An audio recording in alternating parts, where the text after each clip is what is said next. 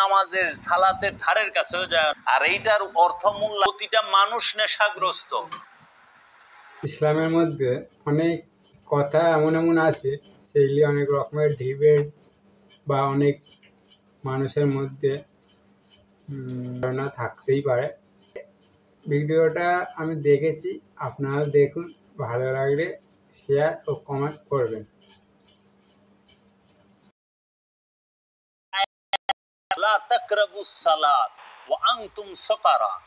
লা না তাকরাবুস সালাত, তোমরা নামাজের সালাতের ধারের কাছেও যায় না, সংযোগ যোগাযোগের ধারের কাছেও যায় না। ওয়া এবং আনতুম সুকারা, যখন তোমরা কি মিষ্টি মধুপান মানে মোহগ্রস্ত থাকো, মোহগ্রস্ত অবস্থায় তোমরা সালাতের ধারের কাছেও যায় না, আল্লাহ বলতাছে। আর এইটার অর্থ মূল্যারা করে দিছে, তোমরা নেশাগ্রস্ত অবস্থায় নামাজের ধারের কাছে যায় না। নেশা আর মোহ দুইটা হলো দুই জিনিস। নেশা করে অল্প মানুষ,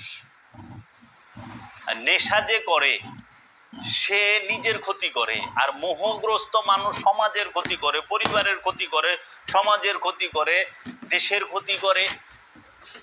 তাহলে মোহ কি? তাহলে নেশা যদি হইতো তাহলে এটার আরবিটা হইতো এরকম, লা তাকরাবুস সালাত ওয়া আনতুম খামরা। কোরআনে খামরা মানে হচ্ছে মদ, নেশা, বুঝছেন? আর সোকারা মানে হচ্ছে মোহ। এখন মোহ ছাড়া কোনো মানুষ নাই, প্রতিটা মানুষের মোহ আছে। যে ইমাম সামনামাজ পড়ায় হেরও মোহ আছে, এর লেগে হ্যাঁ নিজের কান্দে বুঝা লইব না, ওইটি মদ খোরের কান্দে দিয়া দেয় মদ খাইছাস নামাজে আইস না। কিন্তু এটা তো কয় না সুদ খাইছাস নামাজে আহিস না।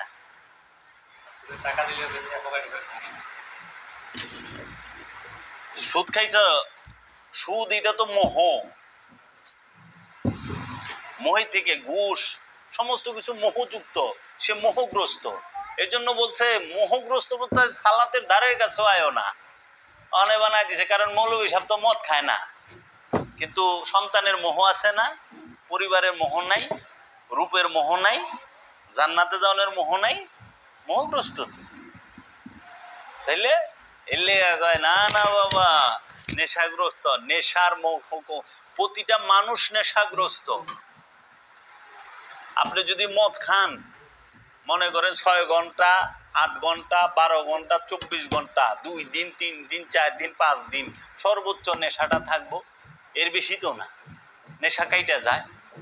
আবার যারা নাকি ভালো মদখোর মানে প্রফেশনাল, তাদের কাছে জিজ্ঞেস করলাম, শুনলাম যে ভাই কয় ঠান্ডা পানি দিয়ে গোসল করলেও জায়গা, আবার বলে কি কি করলে অনেক ফর্মুলা আছে, নেশা কাইটা যায়। হ্যাঁ, আপনি যদি হিরোইন খান, বাবা খান, সেটার একটা সময় আছে, যেই সময়টুক সে নেশাগ্রস্ত থাকে, পরে নেশা কাইটা যায়। এবং সে যদি মদ খায়, হেরোইন খায়, বাবা খায়, ফেন্সি খায়, সে হইল নিজেকে ধ্বংস করতে আছে।